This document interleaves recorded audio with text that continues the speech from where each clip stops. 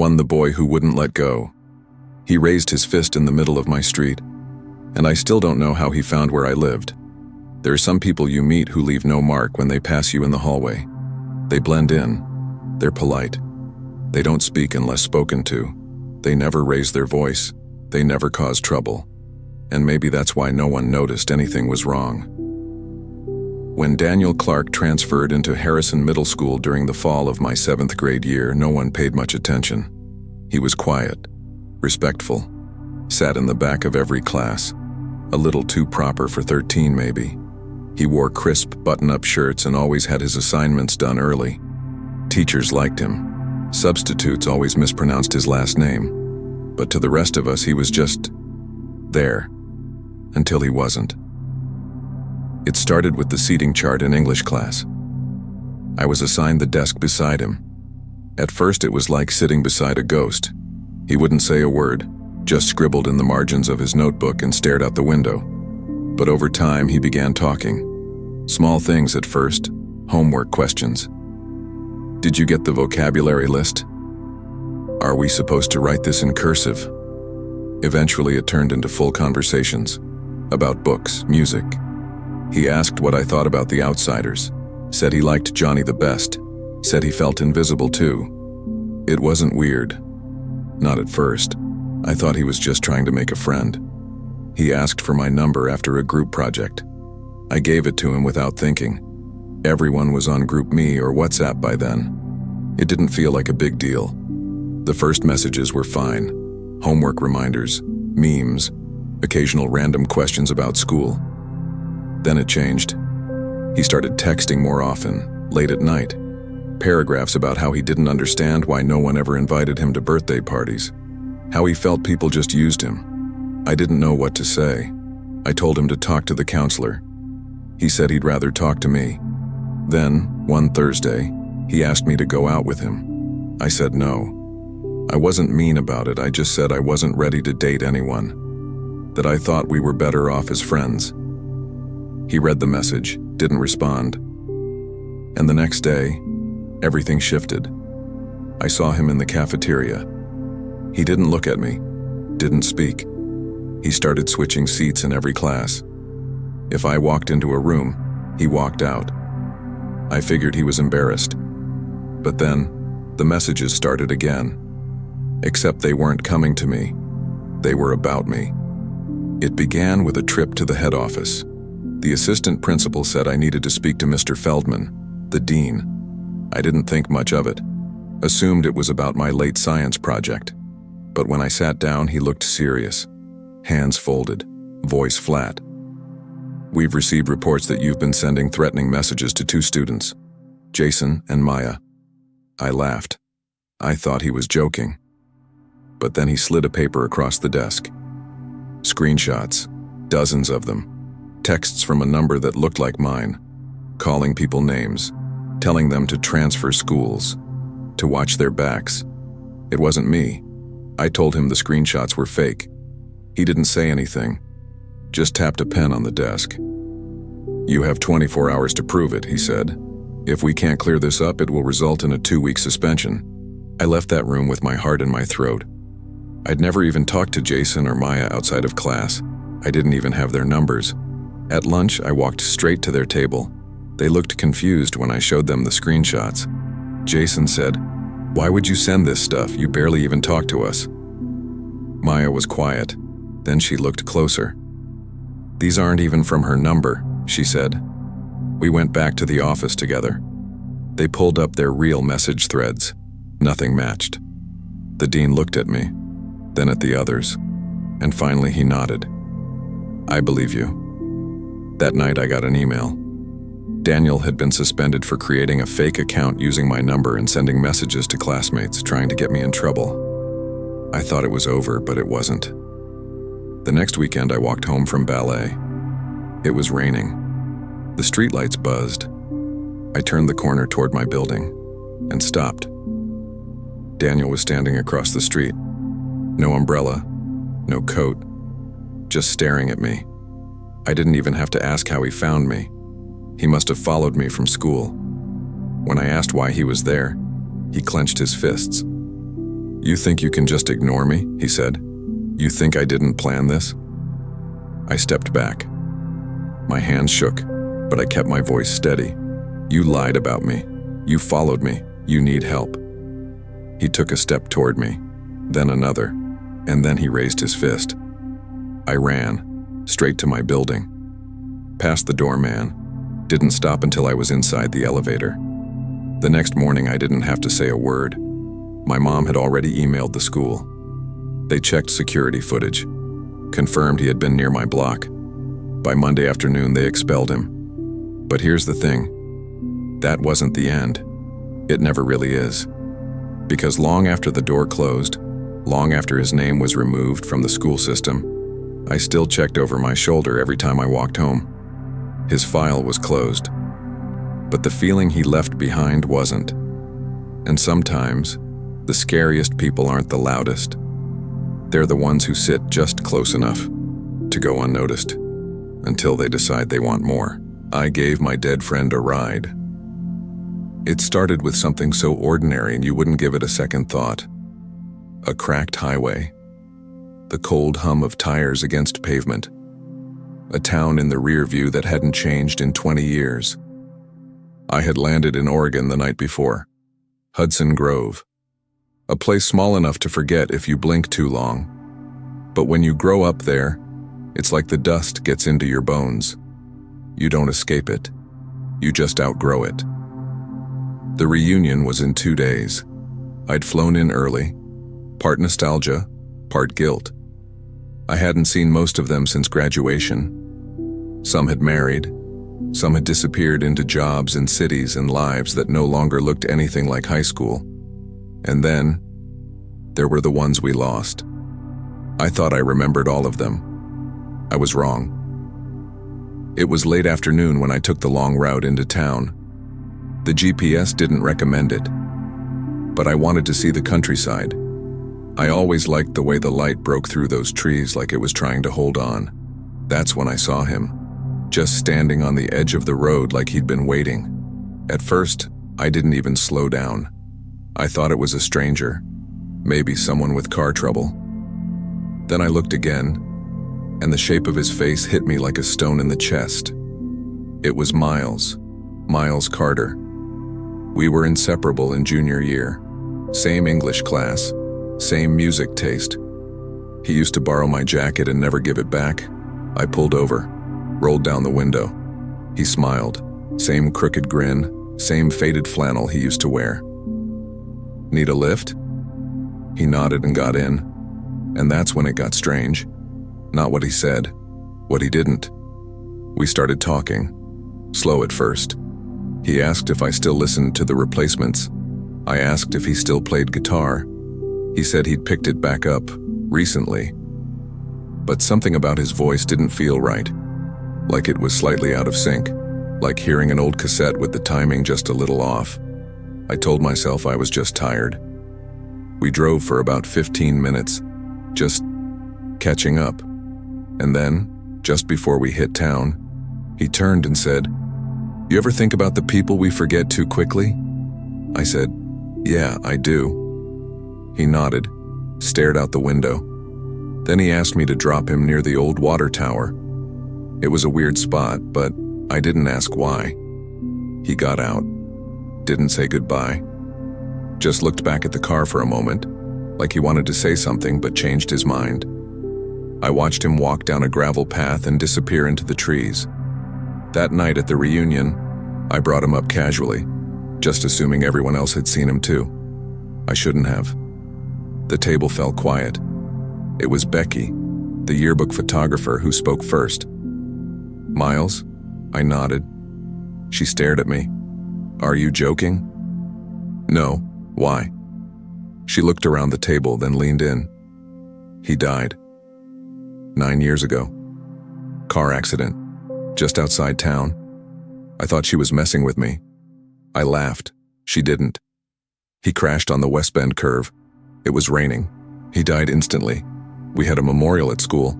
You weren't there. You moved away by then." I don't remember what I said next. I know I left the reunion early.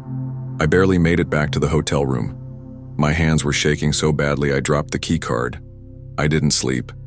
Instead, I found myself searching for answers in places I never thought I would. I went through digital archives, found the obituary. Miles Carter, age 26, died in a single-vehicle collision on October 12, 2014. The article said he lost control after hitting standing water on a blind curve, the same road I'd been driving. The next morning, I drove back to the water tower. The path he'd taken had overgrown brush on both sides, but I followed it. It led to nothing, just an old rusted fence and a quiet clearing. No footprints, no sign anyone had walked through here in years. I couldn't explain it. So I did the only thing left to do. I visited his mother. I hadn't seen her since high school. Her hair had gone gray, but her eyes still had that same cautious warmth. She invited me in without asking why I was there. It was like she already knew. I told her everything. She didn't cry. She didn't look shocked. She just nodded. "You're not the first," she said.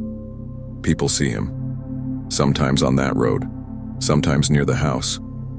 He shows up when people forget he existed." I asked if she believed it was really him. She looked down at her tea and said, "I don't know what's real anymore, but I know my son never said goodbye." That night I packed early. I couldn't stay in that town another day. As I crossed the county line heading back to the airport, I passed a familiar stretch of road. I slowed down without realizing. And there, by the edge of the woods, standing so still he could have been part of the landscape, I saw him again, just watching. This time he didn't smile. I didn't stop. I haven't told anyone since. But I kept that obituary, folded in my glove box, next to the reunion name tag I never wore. And sometimes when the road gets too quiet and the night feels just a little too long, I remember his voice. You ever think about the people we forget too quickly? I do now. Sometimes ghosts don't want to haunt, they just want one last ride. The man beyond the playground fence. You don't notice patterns when you're young. You see things, you feel things, but you don't always know what they mean. You're too busy running between monkey bars, trading gummy bears for pencils, and waiting for the final bell to ring. So when something strange happens, it doesn't feel wrong, it just feels different. It's only years later, when you put the pieces together, that the picture becomes something you can't explain, something you wish you hadn't seen in the first place. This is a story about a fence, a man, and a question I still can't answer. I was 9 years old, 3rd grade, Elwood Elementary School, Phoenix, Arizona. It was a normal Friday, one of those dry spring mornings where the air is sharp and everything feels louder under the sun. We were outside for recess. Some kids were kicking around a ball near the field. Others were trading Pokemon cards under the slide. I was with my friend Mia, tracing circles in the dirt with a stick. We were pretending they were maps to buried treasure.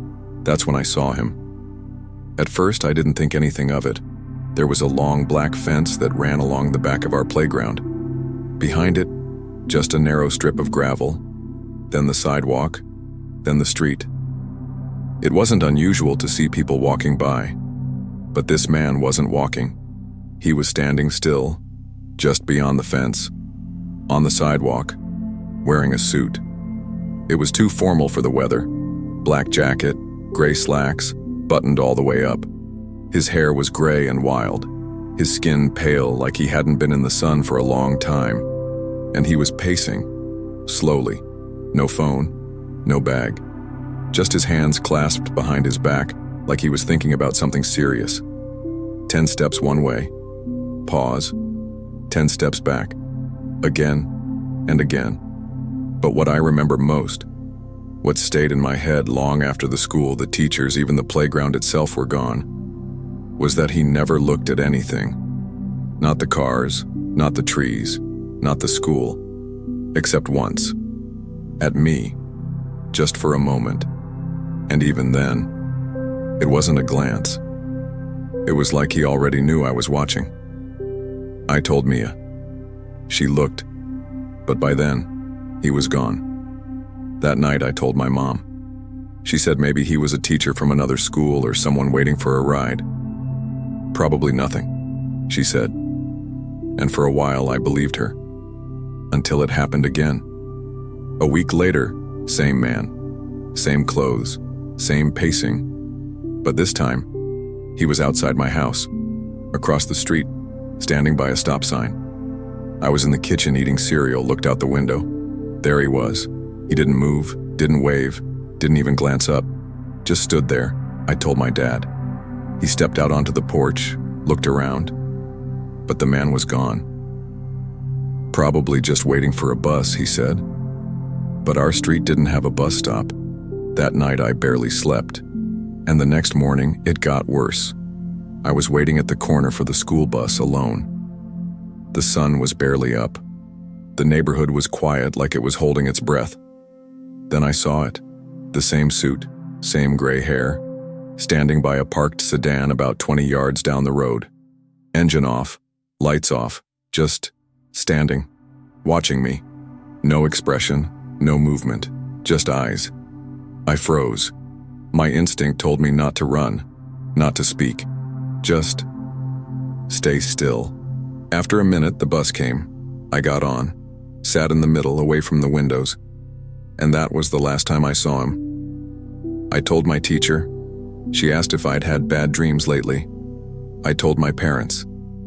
They changed my morning routine.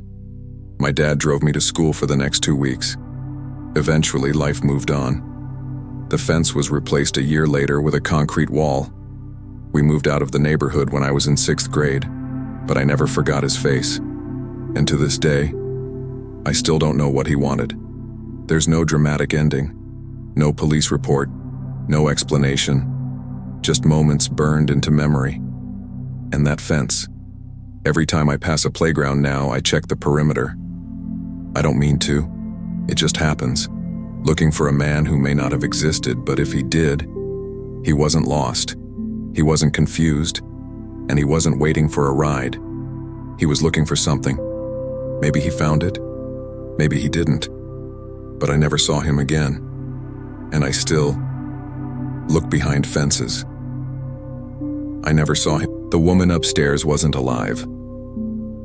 Some places look peaceful because nothing loud ever happened there, but sometimes silence just means no one ever came back to tell the story. In the summer of 2011, I rented a house. It was the first vacation I'd taken with my daughter since the divorce. Just the two of us. She had just turned 6 and still had the kind of curiosity that could fill a room. I was trying to be the kind of parent who didn't flinch when she asked hard questions, who stayed patient when bedtime stories ran longer than they should. I didn't want much, just a week away from the city noise, a few quiet mornings, and a place where she could run around without me constantly checking the clock. I found the house online, Maple Hollow, Vermont. Population barely over 300. The listing called it a charming historic farmhouse, perfect for families. The photos looked like something out of a faded postcard, white paint peeling just enough to feel nostalgic, porch swing swaying slightly in the still air, trees dense enough to hide the neighbors, if there even were any. The price was reasonable. Too reasonable, maybe. But I didn't question it. Not back then. We arrived just after sunset. The house sat at the end of a gravel path, far enough from the road that you couldn't hear passing cars, because there weren't any.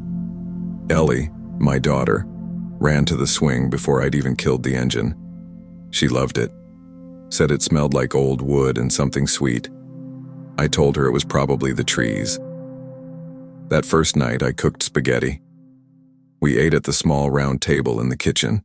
There was an antique clock on the wall that ticked a little too loud, the kind of sound you stop hearing after a while, unless you're trying to fall asleep. Ellie was quiet during dinner. I asked her if everything was okay. She shrugged, pushing her noodles around her plate. Then she said, "I saw a lady upstairs." I looked up. "What do you mean?" "She waved at me," Ellie said, still not meeting my eyes. "She was standing in the room with the curtains."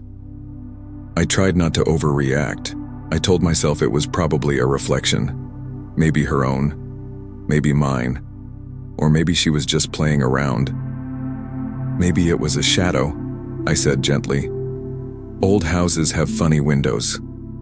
Ellie nodded, but she didn't look convinced. The second night is when it started to feel wrong. I was half asleep when I heard Ellie talking. Her voice was soft, barely above a whisper, but I could make out the words. She wasn't talking to herself. I got up, walked quietly down the hall. She was sitting at the edge of the bed, feet swinging just above the floor, staring into the corner of the room. "Ellie?" I asked. She turned, eyes wide. "I'm talking to Mrs. Evelyn." I froze. I hadn't mentioned that name. The rental listing hadn't either. I asked, "Who's Mrs. Evelyn?" Ellie looked down. "She lives here." "What did she say to you?" "She said her garden is gone and she can't leave." There was a coldness in my stomach that didn't go away. The next morning, while Ellie played on the porch, I went through the bookshelf in the living room. Dusty paperbacks, a few old history pamphlets. One of them was about the town's founding families. That's when I saw her. Black and white photo. Garden behind her. The caption read, "Margaret Evelyn Wren, 1935 to 1997. Devoted gardener. Loving wife." No mention of children. No mention of how she died. I kept reading. There was one line that stuck with me.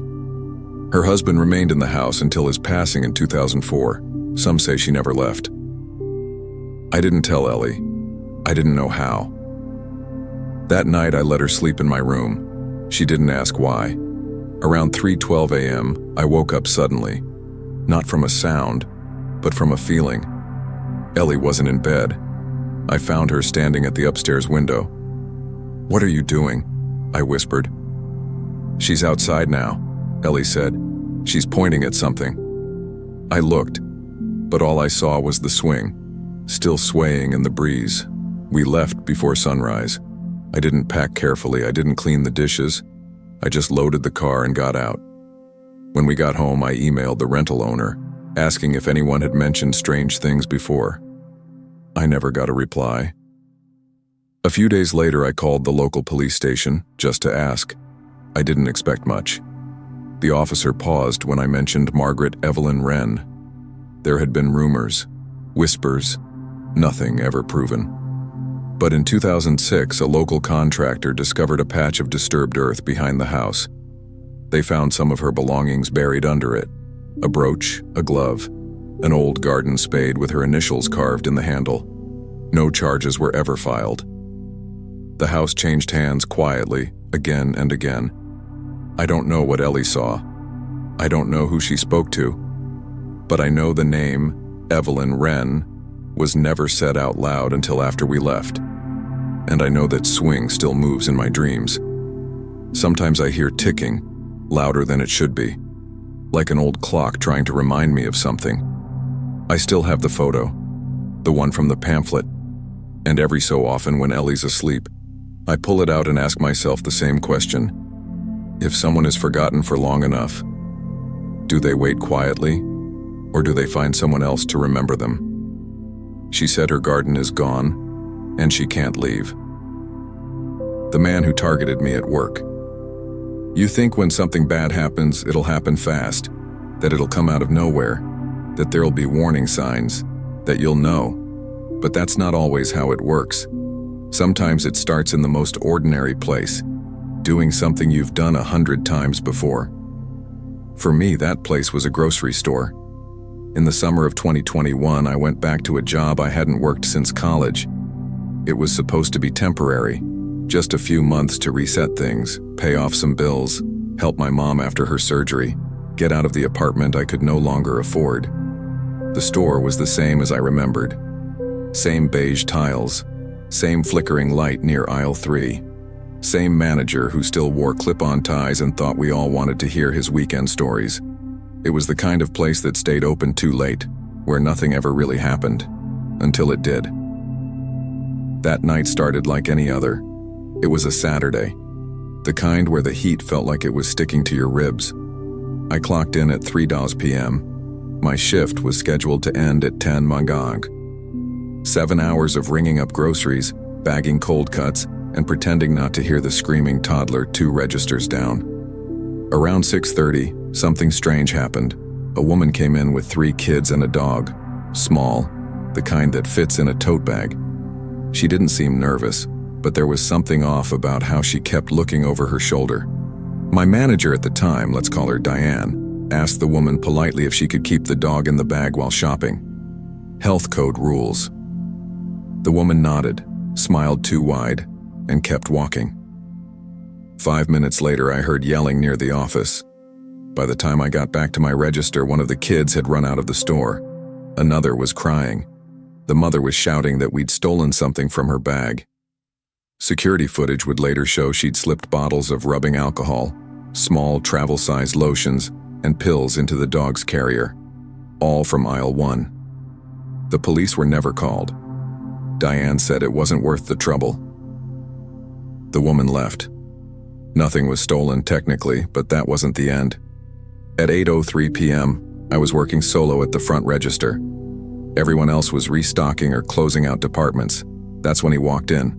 Tall, probably 6'1", black hoodie, ripped jeans. A mask pulled up just high enough that I couldn't really see his face. He didn't go for a cart. He didn't glance at the produce. He didn't look at the sale signs on end caps. He looked at me. I said, "Hey, can I help you find something?" He didn't answer right away. He just tilted his head slowly, like a dog does when it hears something it doesn't understand. Then he asked me something that felt like ice down the back of my neck. "Are you the one with long hair?" I didn't answer. I just stared. He repeated it. "Are you the one with long hair?" My stomach tightened. My heart started to beat in that way it does when you know something's wrong, but you don't want to cause a scene. I managed to say, "There's a few of us with long hair. What do you need?" He said nothing, just smiled under the mask.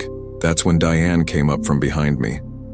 She had a clipboard in her hand and a look on her face that said she was about to ask me why I hadn't finished the cooler count.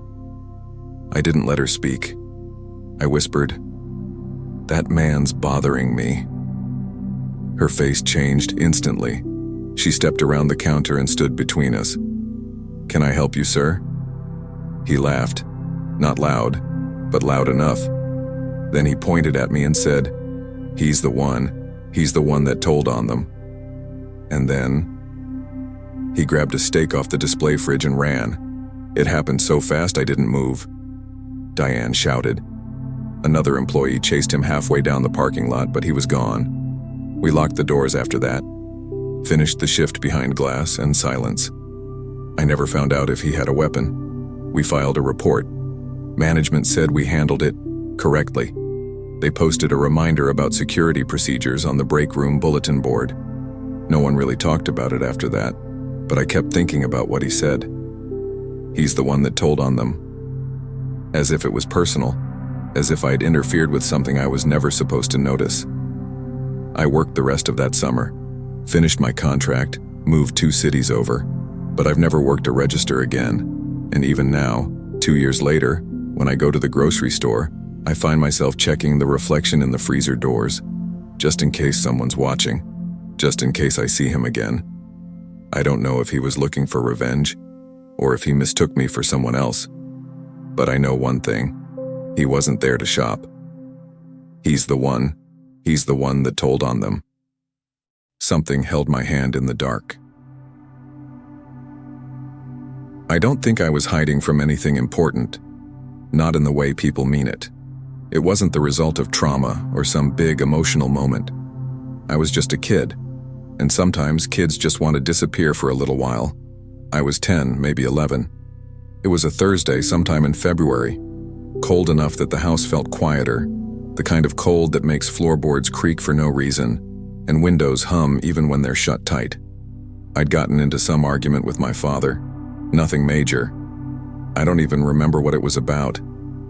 I just remember wanting to be alone, not in my room, not under the covers, alone. So I went to the guest room. It was the one room in our house no one really used. The door stayed closed most of the time. The lamp inside gave off this orange, dusty glow. There was a couch pushed against the wall, a bookshelf with old encyclopedias, a drawer filled with random things we didn't know where else to put, birthday candles, picture hooks, a broken tape measure. It was quiet in there, unnaturally quiet, like the air itself didn't want to move. But that's what I wanted. I sat on the couch, pulled my knees up, and just stared at the ceiling. For the first few minutes, it was peaceful. And then, something started to change. Not the temperature, not the lighting, something about the way the room felt. I started to feel watched. Not the kind of watched where someone's in the hallway. More like something was already in the room, and I'd only just become aware of it. I closed my eyes, told myself I was being dramatic. I'd read scary stories before bed the night before. Maybe that was it. Then I opened them again, and the first thought that came into my head was a face. I didn't see it in front of me, but it was there, in my mind. Pale skin, eyes that didn't blink, a mouth that wasn't smiling but wasn't closed either, like it had been caught mid-thought. The face wasn't familiar, but the fear was. It was that kind of fear that's deeper than panic. The kind you don't scream about because screaming feels like it would acknowledge something you're trying not to see. I forced myself to breathe slower. I told myself again that I was just tired, and I lay down on the couch, curling up, trying to pull the blanket over my head. I stayed like that, quiet, still, until something happened that I can't explain. Something touched my hand. It was warm, gentle. For a moment, I thought it was my other hand resting on top. That would have made sense, but when I moved my fingers in, the pressure didn't move with them. It stayed, like someone was holding my hand. I went cold. Not because of what I felt, but because of what I didn't. There was no one else in the room. There couldn't be.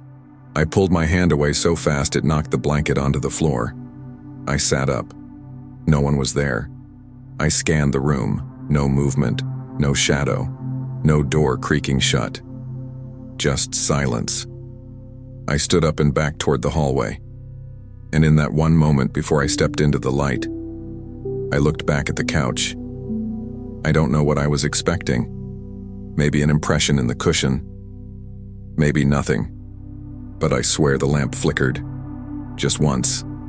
Like someone exhaling. I ran to the living room. Sat on the floor, still shaking. The TV was on. I don't remember what was playing. It didn't matter. The feeling of that hand, that grip, it stayed with me for weeks. I never told my father. Never went back into that guest room either. Even now, years later, I try to avoid that kind of silence. Not because I think it'll happen again, but because a part of me still wonders who or what was trying to comfort me. Or keep me there. And every time I close my eyes in the dark, I feel that warmth return, just faint enough to question whether it's real, but deep enough to remember. I didn't imagine it. It felt like someone. She smiled, and her teeth were not human. I don't scare easily. At least that's what I used to tell people. I grew up in a place where fear was something you got over. You learned not to flinch when dogs barked at night, or when strangers asked for directions but never actually looked lost. But some things, they don't scare you all at once. They unsettle you in pieces, and by the time you realize it's fear, it's already too late to look away. This happened in 2019. I had gone back to my childhood neighborhood after being away for almost 10 years. There wasn't a specific reason, just a short trip, a few errands, a couple of meetings, and a small part of me wanted to see if the town still looked the way I remembered it. The streets were narrower than I recalled, the trees taller. The paint on the corner store was still faded, and the same old pickup truck sat outside the post office like it hadn't moved since high school. It felt safe, familiar, until it didn't. I was driving along Elmview Road, the one that runs parallel to the train tracks. Quiet, residential. The kind of street where everyone's lawn looks the same and no one honks unless there's an emergency. I noticed her in my rearview mirror. At first, it didn't mean anything. Just another car, a dull blue sedan. Following close. Too close. I tapped my brakes lightly. She didn't back off. I figured it was someone in a hurry, so I turned onto a side street. She turned too. Still just a coincidence, I told myself. I made another turn, then another. 3 blocks later, she was still there. Closer now. Maybe a car length behind me. I was starting to feel it. Not fear exactly. More like unease. That low hum in your chest when something doesn't make sense, but you haven't figured out why yet. Then, at a stop sign, I glanced in the mirror again. That's when I saw her clearly.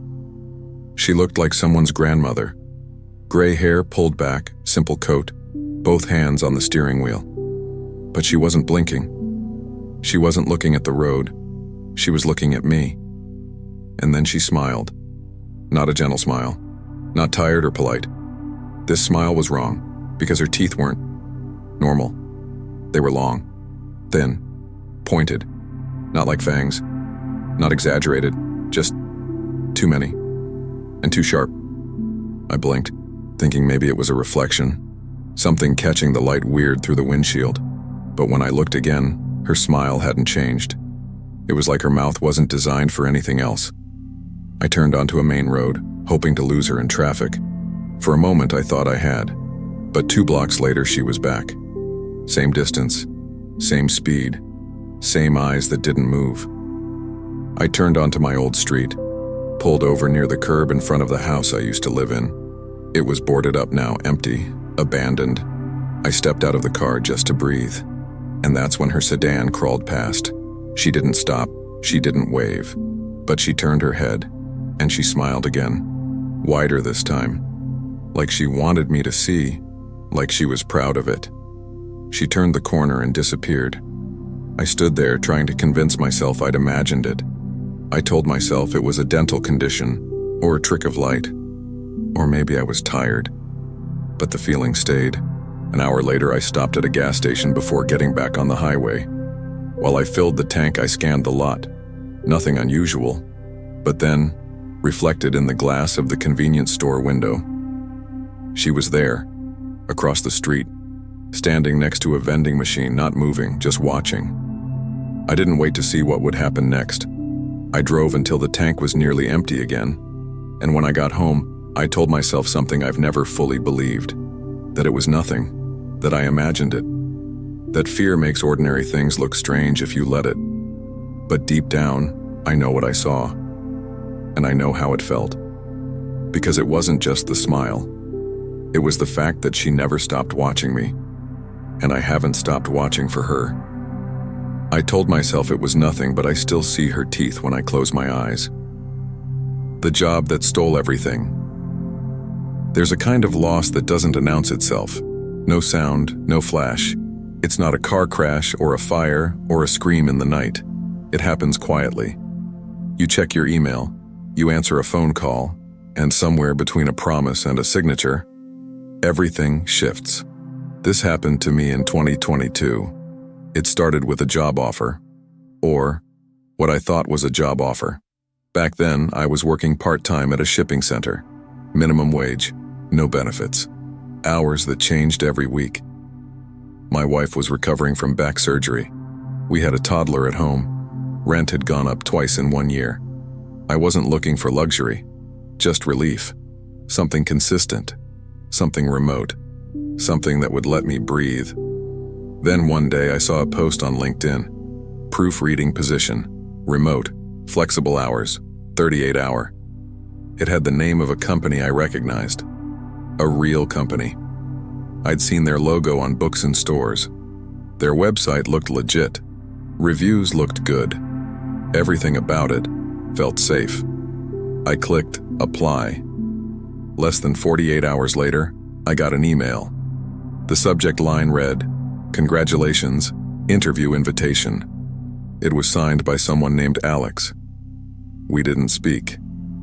No video call, no phone screening, just a long list of written questions. Some about my experience, some about my availability, one about my home internet speed. I answered them all carefully. I triple-checked for typos. 3 hours later, I got the offer. "You've been selected." They attached a contract. It looked professional. PDF with my name already typed in. No red flags. I signed it. That was the moment I made the worst mistake of my adult life. A few days later, they told me I'd be receiving a check in the mail, $3,000. The purpose, they said, was to buy a workstation. They explained the company had a policy. Remote workers had to use identical equipment. It was supposed to be more secure. They said I would deposit the check and then forward the funds to a third-party vendor who would ship me the gear. I asked if they could just send it directly. They said no. I believed them. The check arrived. It looked real. It cleared in my account. It was available. I forwarded the money, $2,000 total, through Zelle and Venmo. The names weren't company names, just Kim and Dennis and some random usernames. That night I got a call from my bank. The check had bounced. It wasn't real. The money never existed. What I had sent was mine. Gone. I didn't understand at first. I thought there had been a mistake. I called the number from the email. It was disconnected. I went to the company's official website. There was a disclaimer at the bottom of their careers page. "We do not conduct interviews via chat. We will never send checks to applicants. Please report fraudulent activity." I filed a police report. I contacted every fraud department I could find. The FTC, the Attorney General, Internet crime centers. They all said the same thing. Because I had authorized the payments, there was nothing they could do. That money was gone. We were already behind on rent. And now I had to tell my wife that in the middle of trying to help, I had made everything worse. It wasn't just the money. It was the shame. It was knowing I'd trusted a font, a header, a job title. It was realizing I wasn't the first, and I wouldn't be the last. Because these people know what they're doing. They don't steal from you in alleys. They steal from you with the words you want most to hear. You're hired. You've been selected. You belong. I eventually got another job. Real one this time. Less money, more hours, but honest. We caught up on rent slowly. I borrowed from my brother. I canceled every subscription. I stopped going out. I got careful. And when people talk about scams online, I don't joke. Because I know what it's like to stare at your bank account and feel like your lungs are filling with cement. I kept every email, every fake signature, every message from Alex. I don't know why. Maybe just to prove to myself that it happened, that I didn't imagine it, that the money didn't just vanish into air. There's no ending to this story, no twist, no closure, just a lesson that came too late. Trust isn't lost all at once. Sometimes it's stolen. The money wasn't theirs, but I gave it to them anyway. If you've made it this far, ask yourself, what part of this story was meant for you to hear? And if you want to hear the next, subscribe. Because some stories will only find you if you're listening.